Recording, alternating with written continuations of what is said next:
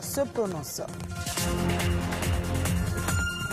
Aujourd'hui, c'est la journée mondiale de la propriété intellectuelle, une occasion pour célébrer la contribution des créateurs et innovateurs au développement des sociétés. Le droit des créateurs est-il respecté au Bénin? On en parle. Et puis les start-up ont connu un début très timide au Bénin, mais depuis quelques années, plusieurs d'entre eux s'établissent sur le marché innovant du numérique. L'environnement est-il propice? Les détails à suivre.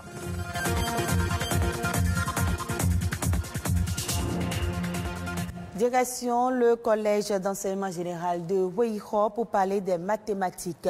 Pourquoi cette matière est-elle appréciée uniquement des élèves qui choisissent la série C? Une chose est certaine, très peu d'apprentis d'apprenants plutôt aiment les mathématiques au CEG Weiho. Dans les classes de première et de terminale C, enseignants et élèves sont fiers d'enseigner et d'apprendre les mathématiques. Malheureusement, l'effectif est très réduit. Une équipe de la rédaction est allée à leur rencontre. Voici le reportage de Donatien Falola et Patrick Adjagbodio. Au collège d'enseignement général de Weiho, très peu d'élèves choisissent les séries scientifiques, comme dans la plupart des établissements d'enseignement secondaire au Bénin. Ici, en première C, il y a 11 filles sur un effectif de 23 élèves passionnés des mathématiques. Presque une égalité parfaite. Chose rare.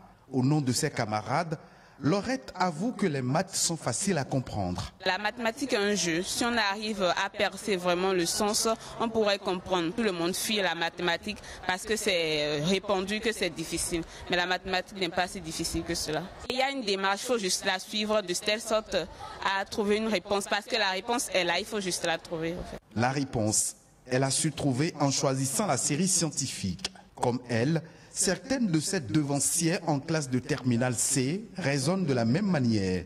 Les mathématiques ne sont pas une science aussi difficile que ça. Il faut juste comprendre les propriétés, savoir les appliquer. Belle approche méthodologique. Et pourtant, beaucoup d'élèves fuient les mathématiques. Dans la plupart des collèges que nous fréquentons, il y a un nombre décroissant de scientifiques dans ces classes. Plus de personnes vont dans les classes littéraires que dans les classes scientifiques. Aujourd'hui, on note une désaffection des apprenants vis-à-vis des mathématiques. L'année passée, l'effectif était à peu près le double de ce que vous avez vu. L'année passée, il était autour de 16. Cette année, vous voyez près de la moitié. 3 filles et 4 garçons. Voilà l'effectif de cette classe de terminale C. Ils suivent les cours de physique-chimie. Un constat qui illustre malheureusement le manque d'attractivité des matières scientifiques chez les élèves. Baké Yolou est censeur. Elle nous confie que le nombre des candidats inscrits au baccalauréat pour la série C est constant depuis 2 ans et ne dépasse pas la quinzaine. Puisque en 2019, c'est 12 qui sont restés en terminale pour aller au bac. En 2019-2020, c'est également 12, mais nous avons retenu 9 qui sont allés au bac et 8 sont reçus. Et cette année, nous avons 9 également en terminale C. Nous espérons qu'avec ces chiffres, on aura les 100% cette année parce qu'on s'y attelle véritablement pour que ces 9-là puissent nous donner les 100% au bac. Bac 2021, c'est dans quelques mois et ces élèves travaillent à mettre de leur côté toutes les chances de réussite. Les parents aussi ont un grand rôle à jouer. J'invite tous les parents qui ont détecté en leurs enfants le talent ou le goût pour les mathématiques, de leur prendre des répétiteurs, de les appuyer et surtout d'échanger avec les enfants, de leur montrer qu'il n'y a pas de matière difficile, c'est le goût et l'apprentissage qui donnent la facilité d'apprendre une matière. Les mathématiques, la mère des sciences, une matière dont il faut très tôt inoculer la passion aux élèves. Protéger les œuvres de l'esprit et les auteurs à travers leurs droits, c'est l'objectif de la Journée mondiale de la propriété intellectuelle, célébrée ce jour pour mettre en avant l'importance des droits de propriété intellectuelle. Instaurée en 2000 par l'Organisation mondiale de la propriété intellectuelle OMPI, cette journée veut sensibiliser le grand public sur l'impact des brevets, du droit d'auteur des marques sur la vie quotidienne et pour célébrer la créativité et la contribution des créateurs et innovateurs au développement des sociétés à travers le monde. Et parlons de propriété intellectuelle. Que peut-on dire sur la propriété intellectuelle au Bénin et quelles sont les sanctions qui s'appliquent à ceux qui vont à l'encontre de la propriété intellectuelle? Aujourd'hui, Maître Max Dalmeda, vice-président de l'Association béninoise pour la promotion de la propriété intellectuelle, nous en parle ici au micro de José Daniel Sousa. Le droit d'auteur, on peut le classer dans la catégorie de droit de la propriété intellectuelle. Ce droit de la propriété intellectuelle, on le subdivise, disons, en deux groupes. Un premier groupe qui est celui de la propriété industrielle et un deuxième groupe, celui de la propriété littéraire et artistique. Le droit d'auteur fait partie de cette deuxième branche, la propriété littéraire et artistique. Dès lors que j'ai créé mon œuvre, j'en suis propriétaire et je peux donc, en tant que propriétaire, faire défense à quiconque utiliserait cette œuvre, cette création, cette œuvre de l'esprit sans mon autorisation. Il faut créer, il faut une création, mais il faudrait surtout une originalité. Il faudrait que l'on trouve dans ce que vous avez créé la patte, l'empreinte de l'auteur. Lorsque Jean-Pierre écrit son œuvre, écrit quelque chose, on sent que c'est du Jean-Pierre derrière. Il y a une manière de présenter. Nos auteurs, là on parle des écrivains, mais ça peut être également des artistes, musiciens et autres, doivent pouvoir vivre de leurs œuvres. Mais malheureusement, nous sommes dans un contexte où c'est la prime à la paresse. Certains ne veulent plus, n'est-ce pas, se crever la cervelle pour innover, pour créer, et se contentent de pirater, de copier les œuvres, privant ainsi les artistes de leurs gains. Mieux, il s'agit de ce qu'on appelle un délit. Le délit de contrefaçon d'œuvre de l'esprit. Alors, ces gens doivent savoir qu'ils s'exposent à des peines d'emprisonnement qui peuvent aller de 2 mois ou 3 mois à 2 ans d'emprisonnement. Et des amendes également qui peuvent venir s'ajouter, pouvant aller jusqu'à 10 millions de francs CFA. L'auteur victime peut demander également des dommages-intérêts en réparation du préjudice qu'il a subi. La démarche que nous conseillerons, que ce soit en matière de droit d'auteur ou en matière de titulaire de droit de propriété intellectuelle, c'est de se faire quelque part enregistrer. Dans ce journal, les start-up participent à l'essor de l'économie d'une nation. À combien s'élève le nombre des innovations au Bénin? L'environnement est-il favorable pour la floraison des start-up? Les précisions, c'est dans ce reportage de Rodrigue Babagbeto. Depuis bientôt 1 an déjà, Martial a fait du Bénin le siège d'une des filiales de sa start-up, une entreprise africaine évoluant dans le e-commerce. La solution innovante de manière concrète que nous proposons, c'est utiliser le digital pour accroître la manière de faire le commerce chez nos mamans. Une idée innovante qui voit le jour à la suite d'expériences personnelles qu'il a vécues. À ce jour, sa start-up est présente dans 8 pays africains, mais son rendement pourrait être bien meilleur si le Bénin offrait un environnement identique à celui des 7 autres pays. Jusqu'aujourd'hui, en une année d'exercice, nous pouvons dire que ça a évolué, mais particulièrement dans l'environnement béninois, il faut comprendre qu'il y a beaucoup de choses à parfaire. Beaucoup de choses à parfaire parce que les gens ne maîtrisent pas trop le digital.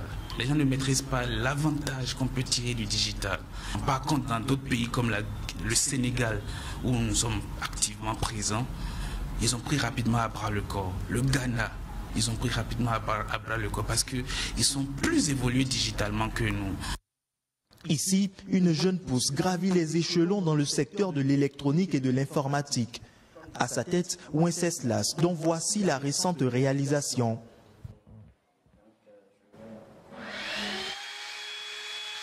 Une sirène automatique fonctionnant grâce à une application installée sur smartphone est déjà utilisée dans plusieurs écoles sur le territoire. On a constaté que les surveillants doivent appuyer la sirène plus de 1806 fois dans une année, mais c'est fastidieux pour eux. Donc nous, on a choisi de créer un système automatique programmable sur smartphone qui joue ces rôles-là à leur place. Il n'y a en réalité pas de fonds de base quand on est un jeune qui vient de commencer et tout. Mais l'idée qu'on a eue, c'est de pouvoir donner des services à des structures. Et avec ces sous-là, en réalité, on va financer nos innovations. Une stratégie bien trouvée par Wenceslas et son équipe, mais qui n'est pas évidente pour toute jeune pousse. L'écosystème devrait être meilleur pour leur éclosion. En fait, ce qu'on appelle écosystème de start-up réellement, on n'a pas encore ça. En fait, et c'est ce qui fait réellement que l'émergence des start-up, on ne voit réellement pas ça. Parce que quand on parle d'écosystème en réalité, on a les Fab Labs, on a les universités, les incubateurs et tout. C'est quand toutes ces choses-là marchent ensemble que les start-up pourront aller plus loin. Certes, le gouvernement fait un effort, mais une start-up, de par sa définition déjà, c'est une entreprise, une jeune pousse. Et donc ça nécessite beaucoup d'investissement. En attendant que cela change, ces deux start-up font leur bonhomme de chemin avec à l'esprit de grands rêves. Qui pour devenir une grande structure de conception électronique, qui pour devenir le géant du e-commerce sur le continent africain.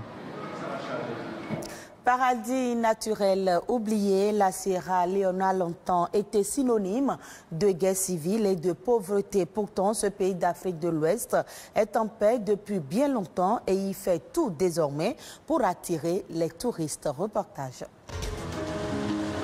C'est un petit paradis oublié, l'une des plus belles côtes d'Afrique de l'Ouest. Sable blanc et eau cristalline.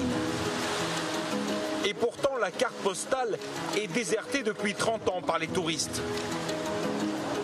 Ce matin-là, ils sont une poignée à en profiter, presque surpris par tant de beauté. Vous pouvez marcher à l'infini, vous ne verrez que d'immenses plages et des palmiers. Il y a très peu de plages comme celle-ci dans le monde. Nous avons beaucoup voyagé et nous adorons cet endroit. Regardez-moi ça. C'est rare d'aller dans un tel endroit aussi paradisiaque.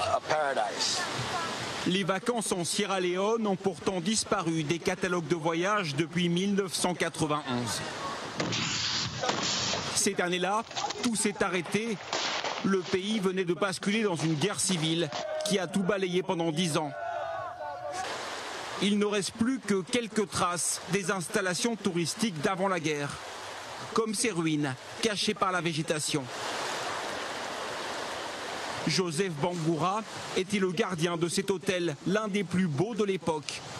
L'Africana et sa centaine de bungalows luxueux. Il se souvient qu'il fallait alors plusieurs mois pour y réserver un séjour. Là, c'était le restaurant. Là, des chambres, avec tout ce qu'il fallait.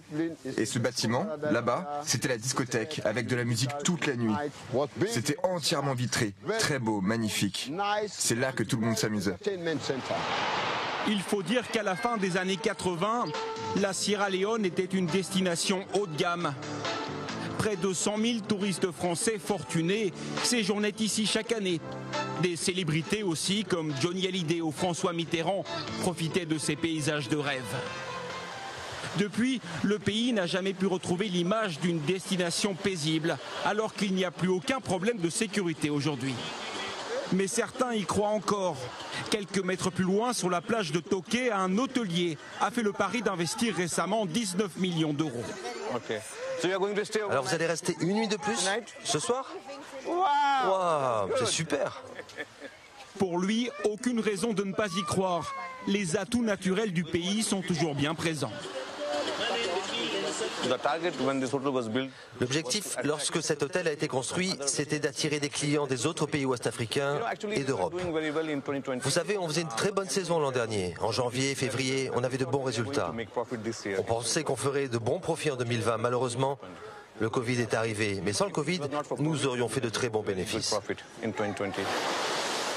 Dans les faits, il n'y a encore que très peu d'hôtels reconstruits, très peu de choix et des tarifs plutôt élevés au regard des infrastructures.